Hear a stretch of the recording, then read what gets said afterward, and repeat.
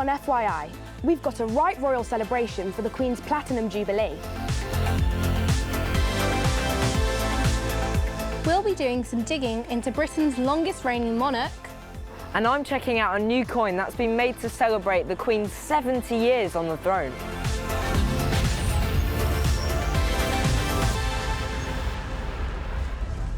Welcome to FYI, the show where you get your say and all the latest info. Yeah, and this week we've got all the info about Her Majesty Queen Elizabeth II, who's commemorating her Platinum Jubilee, which means that she's been on the throne for 70 years.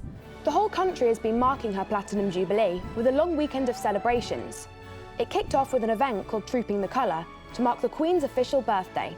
The Queen's grandson, Prince William, also took part in the parade outside Buckingham Palace. The Queen has 2 birthdays, doesn't she? So her actual birthday is in April, but it's too chilly for the parade then, so she has it in June instead. All right for some, I'd love 2 birthdays. Yeah, same. Well, we've been researching and there's loads of great facts about the Queen.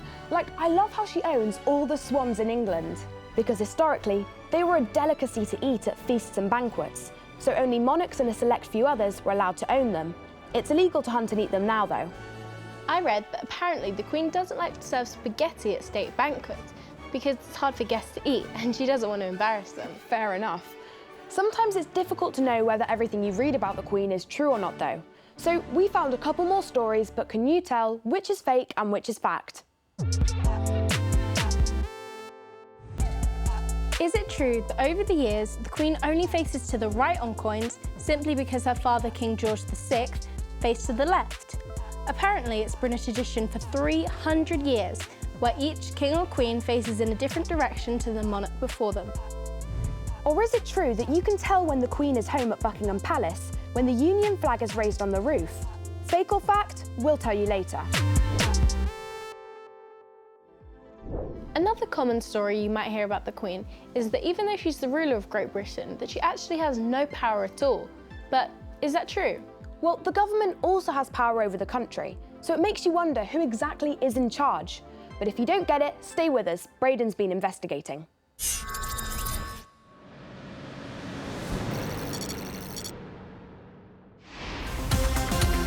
It's time to play Who's the Boss? Here's a simple question with not such a simple answer. Who is the boss of the United Kingdom?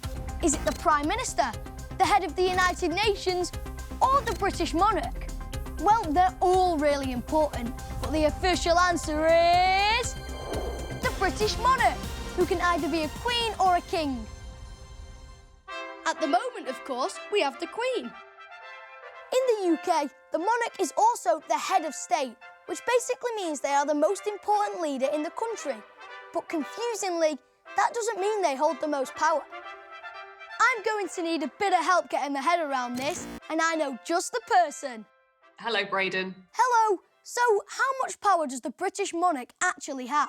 Well, the monarch is a really important figurehead here in the UK. In fact, I'd go as far as to say that the monarch is probably one of the best known people around the world. But actually, when it comes to things like making laws, then she doesn't have that many powers. It is largely a ceremonial role. So what else does the monarch do?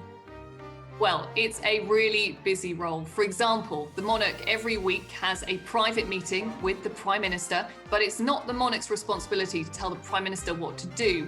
They are there to advise, encourage, and to warn. They have that very important role as well of giving out honours to people who've been doing good work up and down the country and carrying out visits to shine a light on important community projects.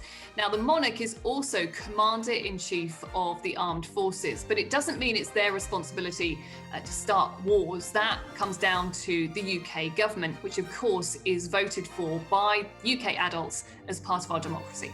So am I right thinking that the British monarch is the head of state in some other countries? Yes, so this one does seem a little bit weird, but it all dates back to a time when Britain had control of other countries around the world as part of the British Empire. Now, as that fell apart, a body of nations called the Commonwealth was formed. And actually, during her time, the Queen has been head of state of 32 of those countries. As they've become independent, though, lots of them haven't needed her anymore as their Queen. However, she is still head of state of 15 countries, lots of them that you would have heard of. So, for example, Canada, Australia, and New Zealand, and some overseas territories such as Gibraltar and the Falkland Islands. Well, thank you very much. OK, so I get all of that, but what I'm really scratching my head about is how all this royal family stuff even started. So I'm going to take us back in time for a quick history lesson.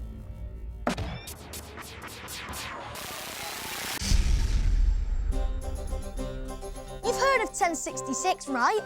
That was the year the French invaded England in what was called the Norman Conquest.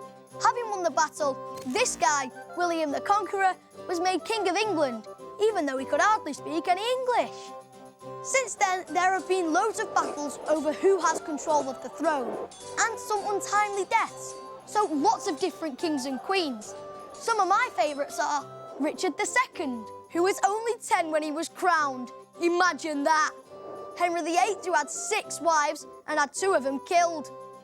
And Elizabeth I, who fought off an attempt to overthrow her when the Spanish Armada sailed towards England. Now let's look at our current queen, Elizabeth II, believed to be a direct descendant of William the Conqueror. This was her coronation in 1953, as she began the longest reign in the history of the British monarchy. So the rules are that to become our head of state, you have to be born into the royal family. And there's a bit of a queue. When Prince Charles was born, he took his automatic place to be next in line to the throne. Then it'll be his firstborn child, Prince William, and then William's children, Prince George, Princess Charlotte and Prince Louis. You also have to be Christian, because ever since the reign of Henry VIII, part of the role is to be the defender of the faith. The British monarch is the supreme governor of the Church of England, but they also recognise and celebrate other faiths. As for other countries, well, they all have their own systems to decide who becomes their head of state. For example, in Saudi Arabia, King Salman bin Abdulaziz has absolute power, and there's never been a national election.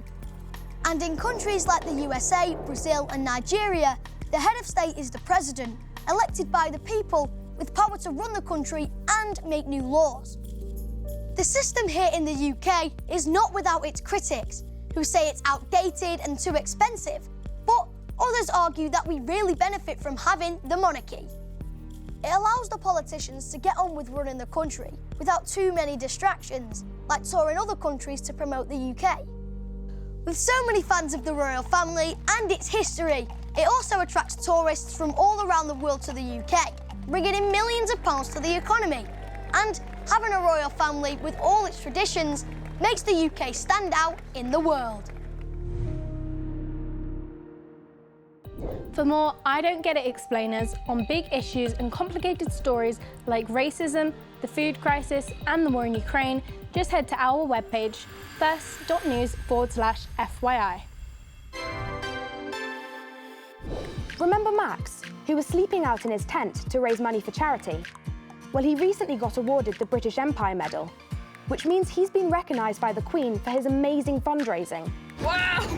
He slept out in his tent every night for 2 years and raised over £700,000 for the North Devon Hospice in honour of his neighbour who was a patient there.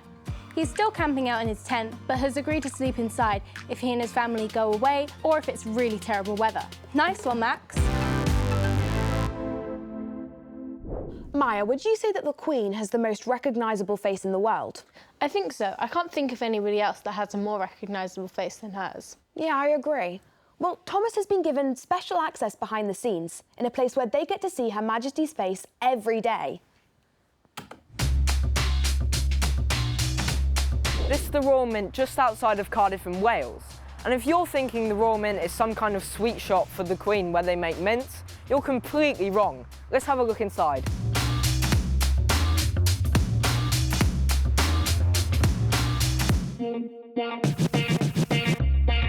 Ready? Yeah.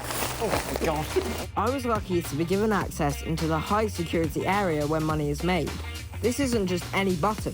It's a button that releases newly made coins. That's the green button. The Royal Mint is basically a factory where they make our money.